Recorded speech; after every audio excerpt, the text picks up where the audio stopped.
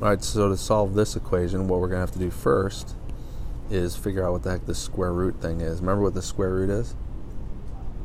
It's really an exponent. What's the exponent? 1/2. That's right. So this is really e to the x to the 1/2 equals 3. And now what can I do with the two exponents? Multiply. So that's really e to the x over 2 equals 3. And now what? I'm not sure.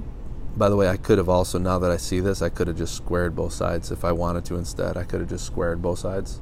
And I would have gotten e to the x equals 9. So that actually would have been, now that I think about it, quite a bit easier. So e to the x equals 9. But either way, you'll get the right answer. Now you take the natural log of both sides. Why natural log, not log base e, or base 10?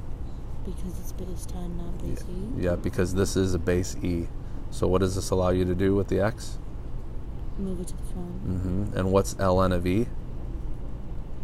The ln of e is just 1, right? So this is just ln of 9. And just punch that into your calculator. Now, if I had done it this way, it still would have worked. It just was a little bit more steps involved. So now you'd have x over 2 equals ln of 3, which means x equals 2 times the ln of 3. And this are the same thing. Because you could take this 2 and put it up there. Right? Or you could rewrite this as 3 squared and bring that 2 down. So they're actually the same thing. So either way would work.